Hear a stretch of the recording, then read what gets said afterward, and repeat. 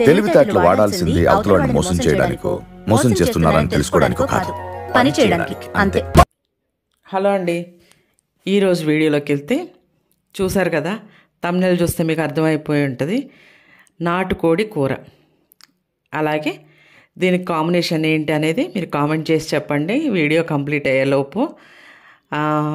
మనకి సంక్రాంతి వచ్చేస్తుందండి, ఇంకా 4-5 రోజుల్లోనే సంక్రాంతి. ఈ ప్రతి ఒక్కళ్ళ ఇంటికి అల్లుళ్ళు వస్తారు కదా సంక్రాంతికి. కంపల్సరీ ప్రతి ఒక్కళ్ళు అల్లుళ్ళకి ఈ కాంబినేషన్ కంపల్సరీ పెడతారండి. ఇక్కడ ఈస్ట్ వెస్ట్ అయితే కనుక ఏంటి అది కాంబినేషన్ అనేది కామెంట్ చేసి చెప్పండి. వీడియోలోకి వెళ్తే నాటుకోడి కూర ఎలా చేయాలి ఏంటి అనేది, ఎందుకంటే సంక్రాంతి వస్తుందంటేనే కోడి పందాలు, ఇంకా అసలు చికెన్లు మటన్లు, మామూలుగా మటన్ కూడా తక్కువ అండి, చికెన్ అన్నది ఎక్కువ వినిపిస్తుంది. ఎలా చేయాలి ఏంటి అనేది ఆ ప్రాసెస్ అంతా చూపిస్తాను. నాటుకోడి అనేది కొంచెం మనకి ఉప్పు కారం దట్టంగానే వేసి వండుతామండి, మంచి ఘాటుగాను. దాంట్లోకి సరిపోయేంత ఉప్పు కారాలు బాగా ఎక్కువగా వేసి, ఎందుకంటే నాటుకోడికి ఎక్కువ పడుతుంది. మామూలుగా మనం బాయిలర్ కోళ్ళు తెచ్చుకుంటే కొంచెం దానికి అంతగా మనం కొంచెం సింపుల్గానే చేసుకుంటాం అని చెప్పాలి. కారాలు ఉప్పు కొంచెం తగ్గించి వేసుకుంటాం దీంట్లో అయితే అలా కాదండి, బాగా గట్టిగా వేసుకుంటేనే దీని టేస్ట్. ఎలా వేయాలి ఏంటి అనేది మీకు చూపిస్తాను వీడియోలో. కిలో తీసుకున్నామండి చికెన్, అది నాటుకోడి. ఇంచుమించు నేను 4-5 ఉల్లిపాయలు తీసుకున్నాను. కొంచెం గ్రేవీ కూడా దీంట్లో మనకి గ్రేవీ టేస్ట్ అండి, చాలా బాగుంటుంది. గ్రేవీ కొంచెం ఎక్కువ కావాలని ఎక్కువ ఆనియన్నే తీసుకున్నాను. ఆనియన్ అలాగే పచ్చిమిర్చి వేగిన తర్వాత ఈ చికెన్ అంతా దాంట్లో వేసేసేయాలి. ఇది అదొకటి ఏంటంటే నాటుకోడి కదా, మామూలుగా మనం గిన్నెలో వండుకునే కంటే కూడా కుక్కర్లో వేసుకుంటేనే కొంచెం ఒక 2 విజిల్స్ పెట్టుకుంటేనే కొంచెం తొందరగా ఉడుకుతుందండి. ఈ ఆనియన్స్ అన్నీ వేగిన తర్వాత ఈ చికెన్ అంతా దాంట్లో వేసేసి ఒక్కసారిగా కొంచెం కదిపేసి కొంచెం ఉప్పు పసుపు వేసేసి ఒక 2 నిమిషాలు ఉన్న తర్వాత కారం అండి. చూసారు కదా, నేను దగ్గరగా 6 స్పూన్లు వేసాను. అంటే 6 స్పూన్లు అంటే ఇంకొక 2 స్పూన్లు మళ్ళీ ఇంకొక నిమిషం ఉండి వేస్తాను, ఎందుకంటే కారం ఎక్కువ అవుతుందా ఏంటి అనేది కొంచెం చూసుకుని వేసుకోవడం మంచిది కదా అని నేను మళ్ళీ నెక్స్ట్ టైం ఒక 2 నిమిషాలు మగ్గనిచ్చి మళ్ళీ ఇంకో 2 స్పూన్లు కారం వేసాను. చూడండి ఒక్కసారి, మీకే అర్థమవుతుంది.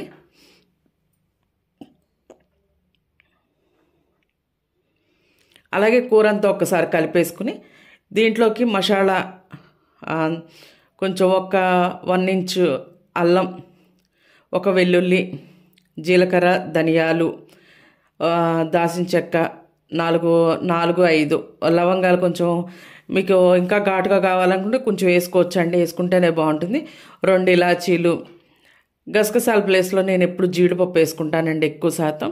అలాగే ఈసారి ఏంటంటే నాటుకోడి కదా అని 4 బాదం పప్పులు కూడా వేశాను.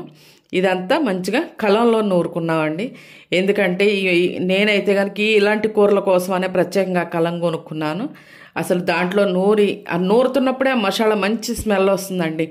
మిక్సీకి వేస్తే కూడా మనకేం ఏదో తెలీదు, దానిమంటూ మిక్సీ పట్టేసుకుని వేసేసుకుంటే ఏమనిపించదు. కానీ ఇలా రోట్లో కానీ కలంలో కానీ నూరుకుని వేసుకుంటే చాలా టేస్ట్ అనిపిస్తుంది. అవన్నీ వేసేసిన తర్వాత ఒకసారి కదిపేసి నేను 1 నిమిషం మూత పెట్టేశాను. మగ్గిన తర్వాత మనం కుక్కర్ పెట్టేసుకుని ఒక 2-3 విజిల్స్ రానిచ్చేయాలండి. తర్వాత కుక్కర్ తీసేసాను, మూత తీసేసాను. నేను అదంతా వీడియోలో చూపించలేదు. అలాగే మనకు కొంచెం కొత్తిమీర, మరీ ఎక్కువ కాకుండా కొంచెం కొత్తిమీర వేసుకుని అంతే అండి, కొంచెం ఉప్పు చూసుకుంటే మనకు సరిపోతుంది. కూర అంతా రెడీ అయిపోయిందండి. ఇంకా నెక్స్ట్ ప్రాసెస్ ఏంటి అని అంటే దీంట్లో కాంబినేషన్ అండి, గారెలు, మినపగారెలు అండి. ఎంతమందికి మినపగారెలు అనేది నాటుకోడికి ఇష్టమో కామెంట్ చేయండి. మాకైతే ఈ గోదావరి జిల్లాలో అయితే సంక్రాంతికి అయితే అల్లుడు వస్తాయి, నాటుకోడి చిల్లిగారెలు కంపల్సరీ పెడతారండి. అసలు ఈ 4 రోజులు అయితే ఒక 4-5 కిలోలు పెరుగుతారనే చెప్పాలి, అంత వెరైటీలు వండుకుంటారనమాట అండి. చాలా చేద్దామని అనుకున్నాను కానీ అన్నీ చేయలేక ఈ నాటుకోడి చిల్లిగారెలు చేసి ఇప్పటి వరకు చూపిస్తున్నాను. నేను ఇంకా 2-3 వెరైటీలు పిండి వంటలు చేసి చూపిస్తాను ముందు వీడియోలో. అలాగే ఇది ఎలా ఉంది ఏంటి అనేది టేస్ట్ చూసి మా అబ్బాయి చెప్తాడు.